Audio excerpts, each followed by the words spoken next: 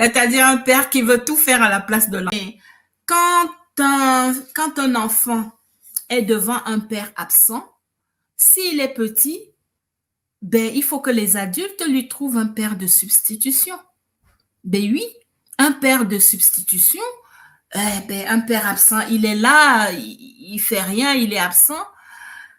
Ben, on a beau le bouger, on a beau lui parler, ben, il y a quelque chose qui est bloqué en lui de sorte qu'il n'arrive pas à être présent.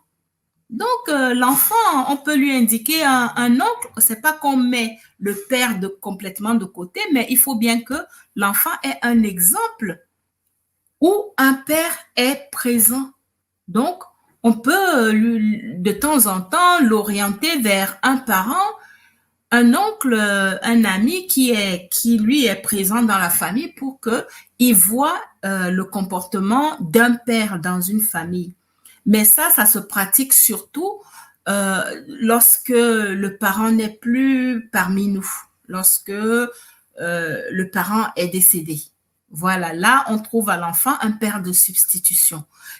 Dans certains cas où, par exemple, il y a des divorces, il y a des mamans qui font l'erreur de trouver, moi je dis l'erreur dans le cas où le papa n'est pas un père toxique, un père violent, quand c'est la plupart des situations qui existent.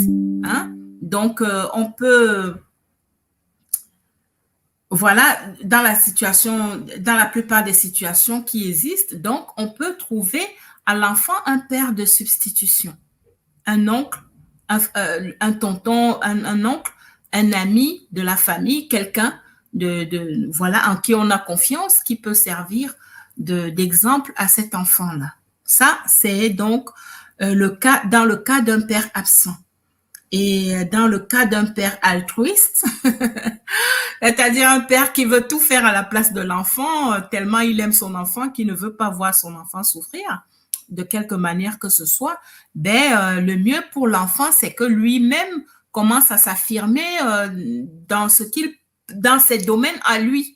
Par exemple, au travail, s'il a une activité professionnelle, il peut s'affirmer dans le métier qu'il fait, dans sa responsabilité au travail, être le mieux qu'il peut être dans cette responsabilité-là, de sorte à se sentir, de sorte à récupérer un peu cette force que le papa prend parce qu'il veut tout faire à la place. Donc, il s'exprime au travail, il s'exprime dans son milieu social, donc avec les amis, il s'exprime, voilà.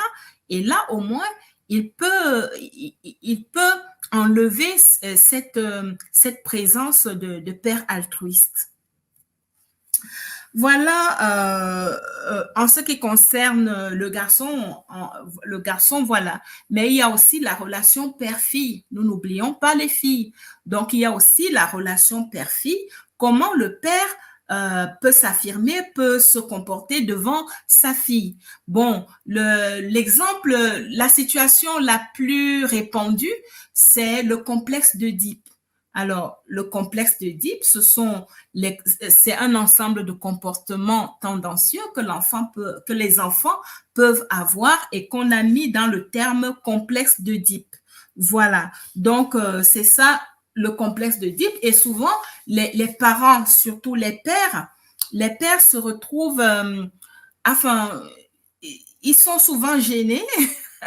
Ils sont souvent gênés lorsque la petite fille veut s'affirmer en tant que femme auprès de lui. Oui, parce que quand la petite fille, elle est toute petite, c'est un joli bébé, oui, c'est rigolo, c'est amusant, c'est chou. Tous ces comportements de possessivité, c'est mon papa, c'est je vais me marier avec papa. Tout ça, c'est joli à entendre, c'est voilà. Mais quand l'enfant grandit, qu'il commence à devenir adolescent, alors là, si l'enfant continue, c'est un comportement vraiment gênant pour le père. Voilà. Et c'est un comportement que beaucoup de familles voient. Ce n'est pas du tout étrange. Moi, je dirais même que dans les familles où les enfants sont adolescents ou bien ils ont traversé l'adolescence, les parents ont vu ce comportement. Moi-même, j'ai vu ce comportement. Donc, ça existe, c'est naturel, c'est quelque chose chez la petite fille qui veut parfois, c'est comme si elle veut remplacer la mère. Voilà, elle veut épouser son père. Et quand elle grandit, elle utilise tous les charmes d'une femme de son âge pour plaire à son père et pour prendre la place de sa mère. Alors là, franchement, c'est gênant parce que pour un père, il ne connaît plus la frontière. Je suis où là? C'est ma fille, c'est sûr, c'est ma fille, mais comment, qu'est-ce qu'elle dit? Elle me regarde. Il est vraiment gêné. Donc là, la solution, il existe aussi une solution à ça.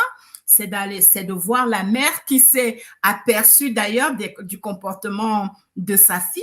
Et oui, les mamans voient. Il faut pas qu'elle soit de petites menteuses en disant qu'elle ne voit pas. Donc, les mamans voient très bien ce comportement de la petite fille envers son papa.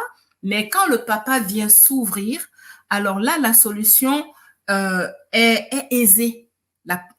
Elle est simple, la solution, en fait. Le papa s'ouvre à sa femme et à ce moment-là, ils prennent des décisions d'être complices.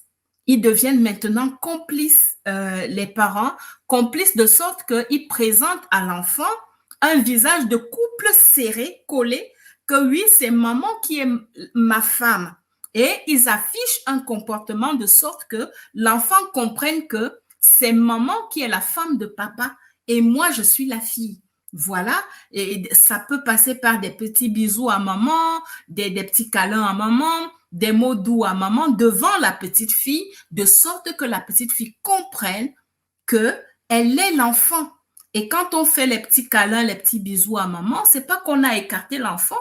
On peut même prendre l'enfant avec nous. Oh, ma petite fille, viens. Ma fille chérie, viens. Mais pendant qu'on dit ma fille chérie, voilà qu'on donne le bisou à maman et en l'appelant ma femme, des choses comme ça. Et là, ça brise l'enfant. Vous voyez, ça brise ce complexe d'Oedipe de l'enfant. Et là, maintenant, il y a la tranquillité qui évolue dans la famille. La paix, l'enfant reprend sa place d'enfant et l'ordre revient. Et puis, l'enfant dépasse cette étape-là. Et puis, voilà. Donc, c'est le problème le plus courant, le complexe d'Oedipe, dans la relation père-fille.